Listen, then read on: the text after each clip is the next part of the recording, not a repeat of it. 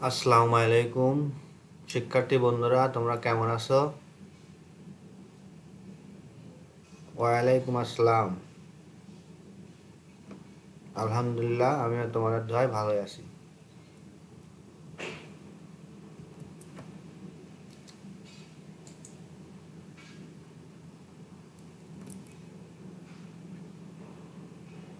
আজকের ক্লাসে তোমাদের সবাইকে স্বাগতম।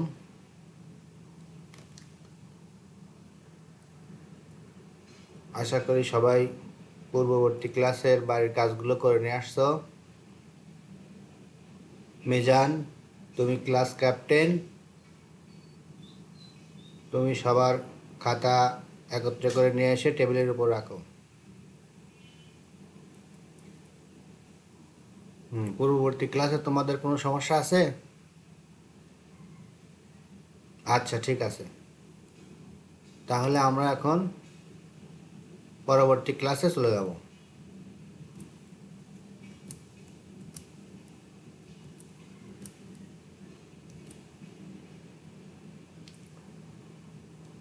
শিক্ষার্থী বন্ধুরা, তোমরা ছবিগুলোর দিকে লক্ষ্য করো।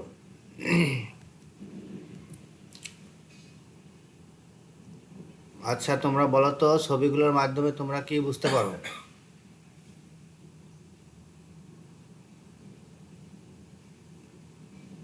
হ্যাঁ রফিক, তুমি বলো প্রথম ছবিটার মাধ্যমে কি দেখতে পাচ্ছ? আচ্ছা, ঠিক আছে।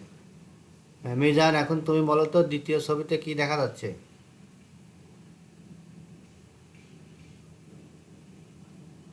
হ্যাঁ, তুমি কিছুটা ঠিক বলেছ, সম্পূর্ণ ঠিক হয়নি। আচ্ছা, ঠিক আছে, বসো।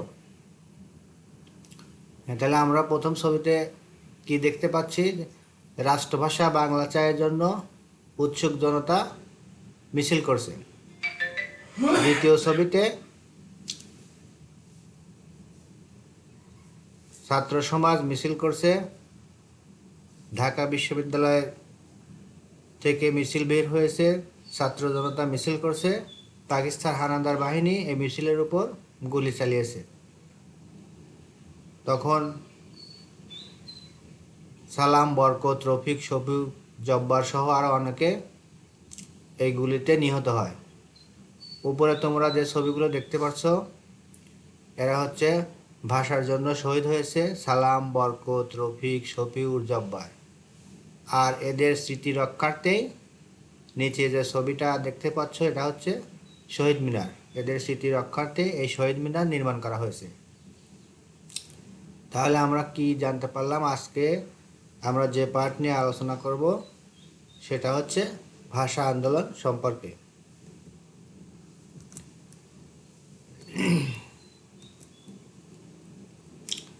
আমাদের আজকের পার্ট, হ্যাঁ ঠিকই বলেছে, আমাদের আজকের পাঠ বাঙালি জাতীয়তাবাদের বিকাশে ভাষা আন্দোলন। আচ্ছা, এখন তাহলে আমরা আমাদের পাঠ শুরু করি।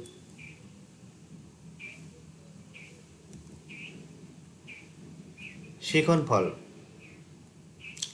এই পাঠ শেষে আমরা কি শিখতে পারবো বা বলতে পারবো?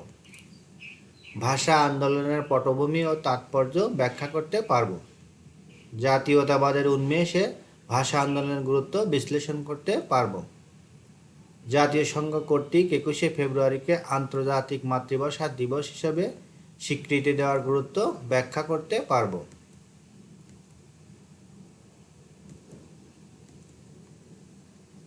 হ্যাঁ শিক্ষার্থী বন্ধুরা, তোমরা কি বলতে পারবে ভাষা আন্দোলন কি? হ্যাঁ রাসেল, তুমি বলো ভাষা আন্দোলন কি? আচ্ছা, ঠিক আছে, বসো। এখন আমরা মিলিয়ে নেই। মাতৃভাষা বাংলাকে রক্ষা করার জন্য যে আন্দোলন হয়েছিল সেটি ভাষা আন্দোলন। তাহলে আমরা কি জানলাম? মাতৃভাষার জন্য যারা জীবন দিয়েছিল, সেই জীবন দেওয়ার জন্য যে আন্দোলন সংগঠিত হয়েছিল সেটাই হচ্ছে ভাষা আন্দোলন। এখন আমরা জানব ভাষা আন্দোলনের পটভূমি। 1937 সাল পাকিস্তানের মোহাম্মদ আলী জিন্নাহ মুসলিম লীগের দাপ্তরিক ভাষা উর্দু করার প্রস্তাব করে। তখন বাংলার বাঘ হিসাবে খ্যাত শেরে বাংলা একে ফজলুল হক এর বিরোধিতা করে। এরপর আমরা জানব 1947 সাল সম্পর্কে। 1947 সালের 17 মে চৌধুরী খালিকুজ্জামান এবং জুলাই মাসে আলিগড় বিশ্ববিদ্যালয়ের উপাচার্য ডক্টর জিয়াউদ্দিন আহমদ উর্দুকে পাকিস্তানের রাষ্ট্রভাষা করার প্রস্তাব দেন। তখন বাংলার ভাষা বিজ্ঞানী ডক্টর মোহাম্মদ শহীদুল্লাহ এর বিরোধিতা করেন এবং ডক্টর মোহাম্মদ এনামুল হক এই প্রস্তাবের বিরোধিতা করেন।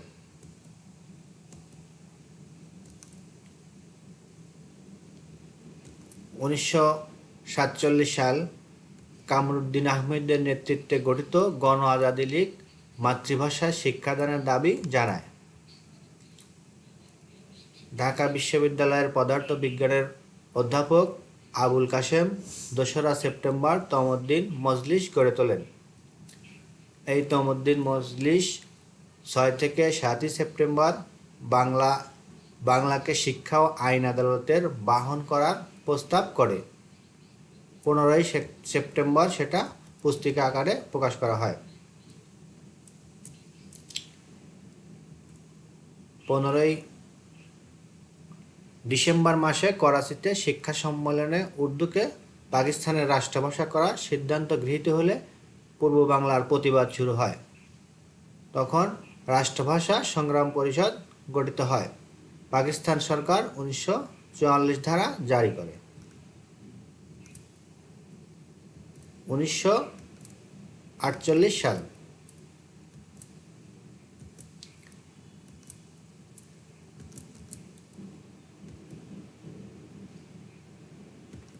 ধীরেন্দ্রনাথ দত্ত 23 ফেব্রুয়ারি গণপরিষদের ভাষা হিসেবে বাংলা ব্যবহারের দাবি জানান। তার দাবি অগ্রাহ্য হয়। 26-29 ফেব্রুয়ারি ঢাকায় ধর্মঘট পালিত হয়। 2রা মার্চ সর্বদলীয় রাষ্ট্রভাষা সংগ্রাম পরিষদ পুনর্গঠিত হয়। 11 মার্চ বাংলা ভাষা দাবি দিবস পালন করা হয়। শেখ মুজিবুর রহমান, শামসুল হক, অলি আহাদ পিকেটিং করা অবস্থায় 69 জনকে গ্রেপ্তার করলে 13 থেকে 15 মার্চ ধর্মঘট পুনরায় পালিত হয়।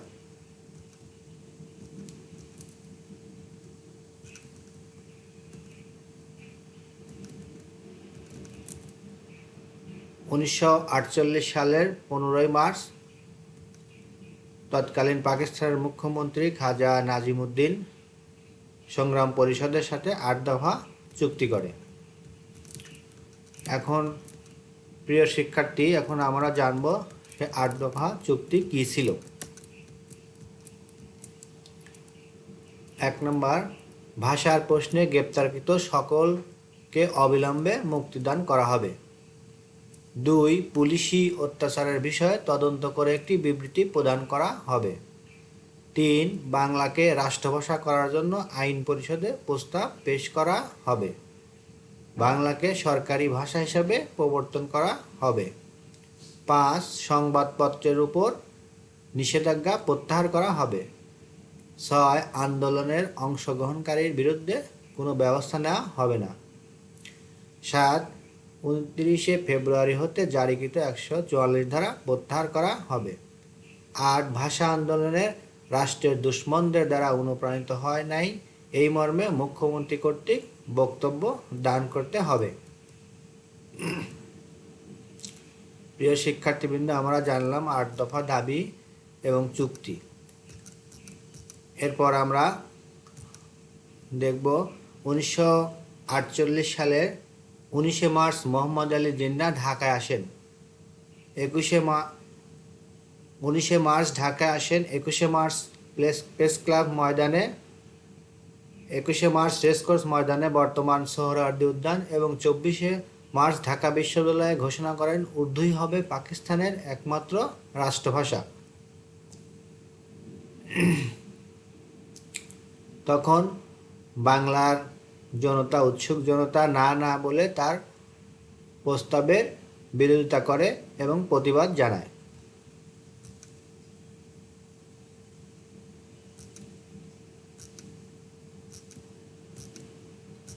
1952 সাল। আমাদের আজকের আলোচনার বিষয় হচ্ছে 52 ভাষা আন্দোলন নিয়ে।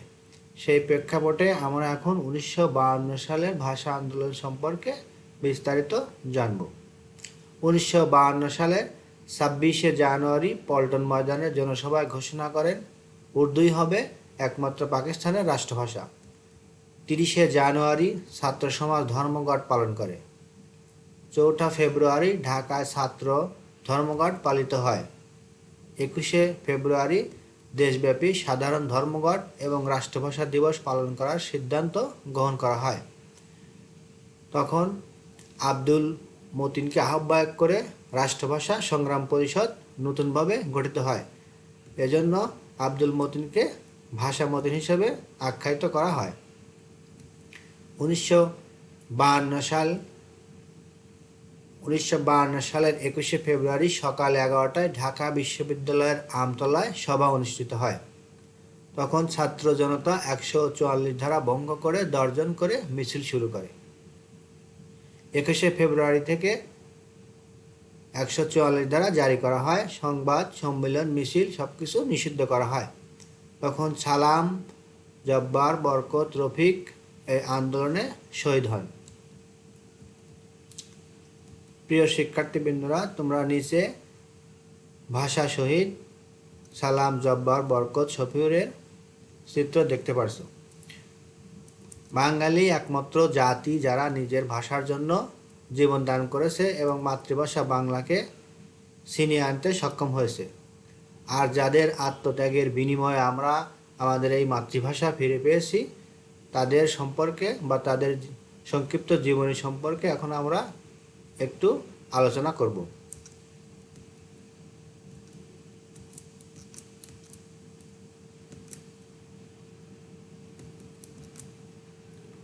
আব্দুস সালাম। এখন আমরা ভাষা সৈনিক আব্দুস সালামের সংক্ষিপ্ত জীবনী দেখে নেব। নাম আব্দুস সালাম, জন্ম 1925 সাল, পিতা মোহাম্মদ ফাজিল মিয়া, মাতা দৌলতুন্নিসা। জন্মস্থান তিনি ফেনী জেলার দাগনভূঞা উপজেলার লক্ষণপুর গ্রামে জন্মগ্রহণ করেন। কর্মস্থান পূর্ব পাকিস্তান সরকারের ডিরেক্টর অফ ইন্ডাস্ট্রি বিভাগে কর্মরত ছিলেন, পদবি পিয়ন। তিনি গুলি লাগা অবস্থায় হাসপাতালে চিকিৎসাধীন ছিলেন এবং 25শে ফেব্রুয়ারি 1952 সাল সরকারি গ্যাজেটে 7 এপ্রিল 1952 সালে মৃত্যুবরণ করেন। সমাধিস্থান ঢাকার আজিমপুর কবরস্থান। এখন আমরা জানব আব্দুল বরকতের সংক্ষিপ্ত জীবনী।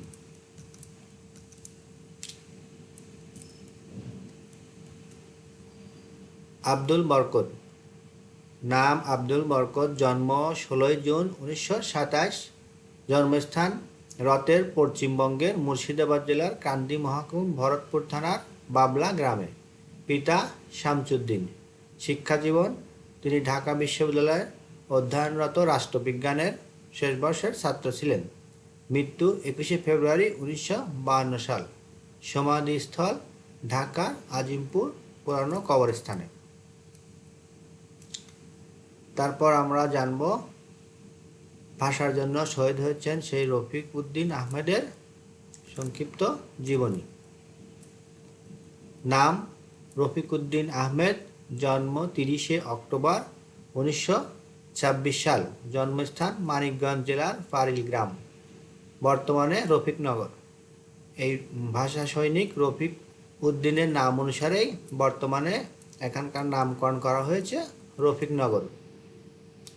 পিতা আব্দুল লতিফ মিয়া, মাতা রাফিজা খাতুন। মৃত্যু 21শে ফেব্রুয়ারি 1952 সাল। সমাধিস্থল ঢাকার আজিমপুর পুরানো কবরস্থান। আব্দুল জব্বার। এখন আমরা জানব আব্দুল জব্বারের সংক্ষিপ্ত জীবনী। নাম আব্দুল জব্বার, জন্ম 10 অক্টোবর 1919, ইং বাংলা 26শে আশ্বিন 1326 বঙ্গাব্দ। জন্মস্থান ময়মনসিংহ জেলার গফরগাঁও উপজেলার পাচুয়া গ্রামে জন্মগ্রহণ করেন। তার পিতা ছিলেন হাসান আলী, মাতা সাফাতুন নেসা। তিনি 21শে ফেব্রুয়ারি 1952 সালে মৃত্যুবরণ করেন। সমাধিস্থল ঢাকার আজিমপুর কবরস্থান। শফিউর রহমান। এখন আমরা আরেক ভাষা সৈনিক শফিউর রহমানের জীবনী সম্পর্কে জানব। নাম মোহাম্মদ শফিউর রহমান, জন্ম 24শে জানুয়ারি 1918 সাল। তার পিতার নাম মৌলভী মোহাম্মদ মাহবুবুর রহমান, জন্মস্থান কল্যাণনগর, হুগলি, 24 পরগনা, পশ্চিমবঙ্গে জন্মগ্রহণ করেন। কর্মস্থান তিনি ঢাকা হাইকোর্টে হিসাবরক্ষণ শাখায় কর্মরত ছিলেন। মৃত্যু 22শে ফেব্রুয়ারি 1952 সালে তিনি মৃত্যুবরণ করেন। সমাধিস্থল ঢাকার আজিমপুর পুরানো কবরস্থান। প্রিয় শিক্ষার্থী বন্ধুরা, চলো আমরা এবার কিছু ছবি দেখি।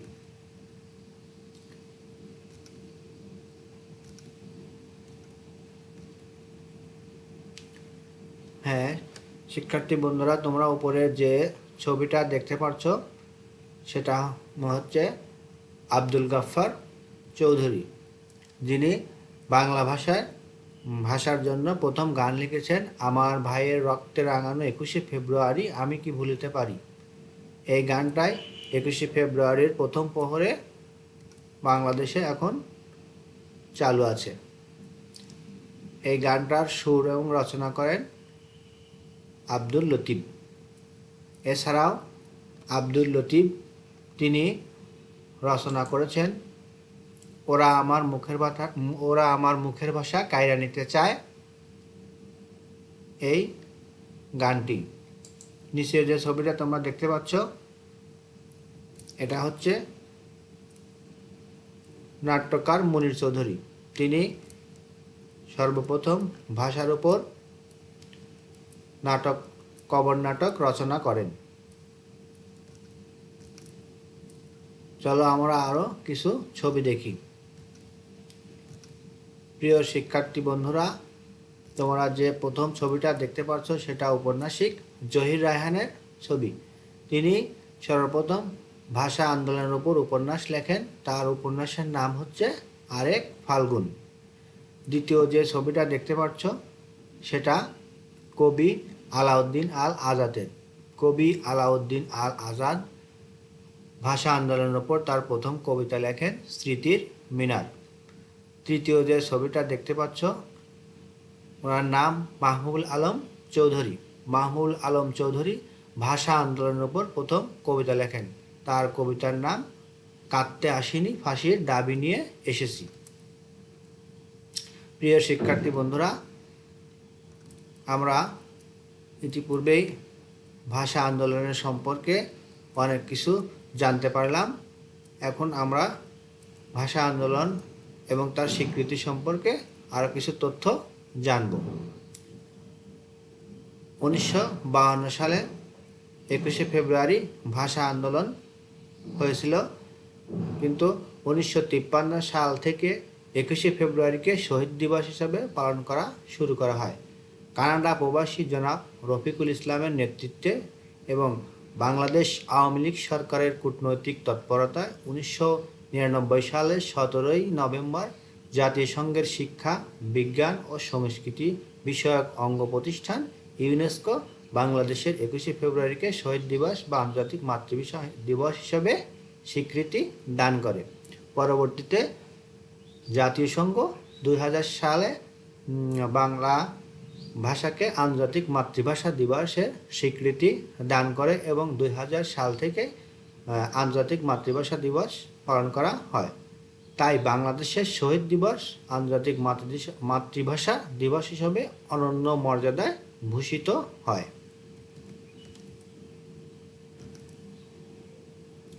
ভাষা আন্দোলন থেকে নিয়ে আন্তর্জাতিক মাতৃভাষার স্বীকৃতি পাওয়া পর্যন্ত ধারাবাহিক একটি চার্ট এখন আমরা তৈরি করব।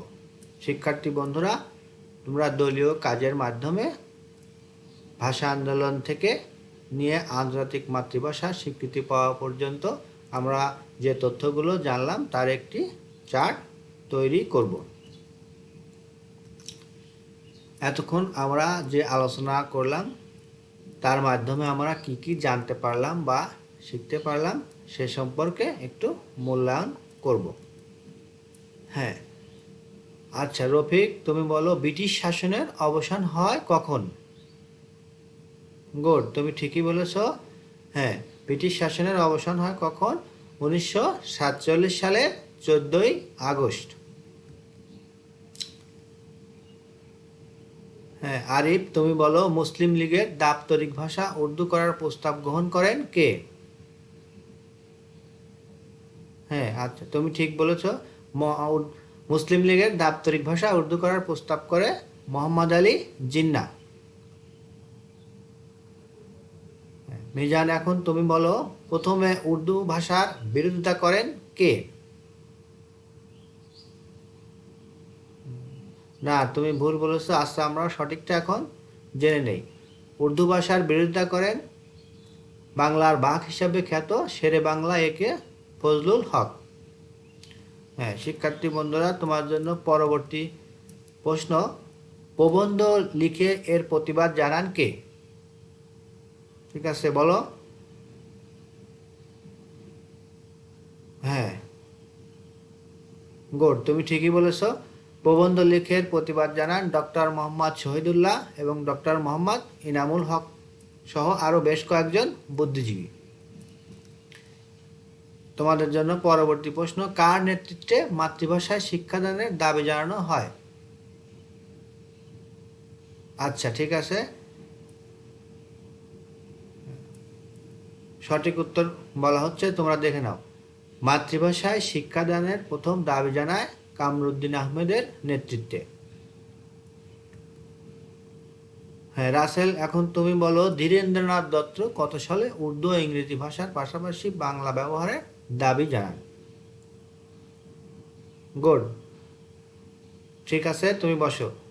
আচ্ছা, ধীরেন্দ্রনাথ দত্ত উর্দু ও ইংরেজি ভাষার পাশাপাশি বাংলা ব্যবহারের দাবি জানান 1948 সালে।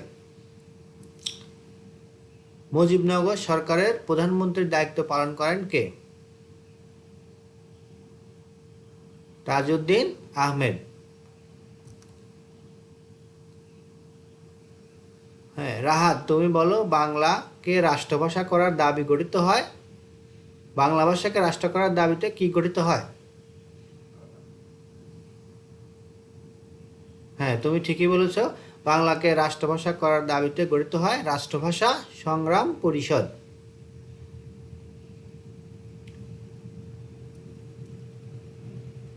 তোমাদের জন্য পরবর্তী প্রশ্ন, কোন সাল থেকে 21শে ফেব্রুয়ারিকে শহীদ দিবস হিসেবে পালিত হচ্ছে? হ্যাঁ মিজান, তুমি বলো কোন সাল থেকে 21শে ফেব্রুয়ারি শহীদ দিবস হিসেবে পালিত হচ্ছে? হ্যাঁ থ্যাংক ইউ, তুমি ঠিকই বলেছ। 1953 সাল থেকে 21শে ফেব্রুয়ারিকে শহীদ দিবস হিসেবে পালিত হচ্ছে। আতিক, এখন তুমি বলো বাংলাদেশের স্বাধীনতা আন্দোলনের ভিত্তি কি ছিল? হ্যাঁ বসো। বাংলাদেশের স্বাধীনতা আন্দোলনের ভিত্তি ছিল কি? ভাষা আন্দোলন। হ্যাঁ রবিন, এখন তুমি বলো, তোমার জন্য প্রশ্ন, পূর্ব পাকিস্তান আওয়ামী লীগ মুসলিম লীগ কত সালে গঠিত হয়? আচ্ছা ঠিক আছে, তুমি বসো। পরবর্তী জন বলো। হ্যাঁ ঠিকই বলেছ, পূর্ব পাকিস্তান আওয়ামী লীগ মুসলিম লীগ গঠিত হয় 1949 সালে।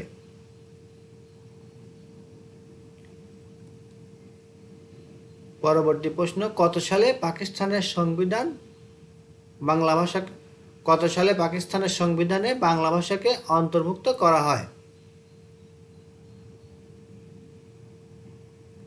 আচ্ছা বসো।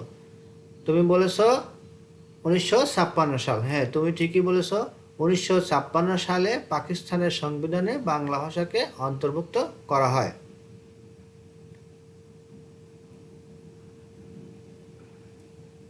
হ্যাঁ তারপরে বলো, কবর নাটকের পটভূমি কোনটি? আচ্ছা ঠিক আছে, কবর নাটকের পটভূমি কোনটি আমরা জানতে পারলাম। কবর নাটকের পটভূমি হচ্ছে ভাষা আন্দোলন। হ্যাঁ রেজাউল, এখন তুমি বলো কার নেতৃত্বে তমুদ্দিন মজলিস গঠিত হয়? গুড, বসো। আমরা জানতে পারলাম কি কার নেতৃত্বে তমদ্দিন মুসলিম লীগ গঠিত হয়? হ্যাঁ, তৎকালীন ঢাকা বিশ্ববিদ্যালয়ের পদার্থ বিজ্ঞানের অধ্যাপক আবুল কাশেমের নেতৃত্বে তমদ্দিন মজলিস গঠিত হয়। হ্যাঁ, তারপর জসিম বলো, ইউনেস্কো কত সালে 21শে ফেব্রুয়ারিকে আন্তর্জাতিক মাতৃভাষা দিবস হিসেবে স্বীকৃতি দেয়? হ্যাঁ, থ্যাংক ইউ, তুমি সঠিক উত্তর দিয়েছ। তাহলে আমরা কি জানতে পারলাম? ইউনেস্কো 1999 সালে 17 নভেম্বর 21শে ফেব্রুয়ারিকে আন্তর্জাতিক মাতৃভাষা দিবস হিসেবে স্বীকৃতি দেয়।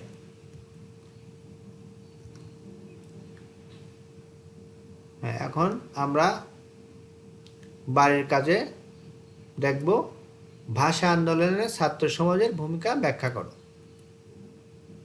ভাষা আন্দোলনে ছাত্র সমাজের ভূমিকা কী ছিল সে সম্পর্কে আমরা বাড়ির কাজ করে নিয়ে আসব এবং সেগুলো পরবর্তী ক্লাসে দেখব। সবাইকে ধন্যবাদ।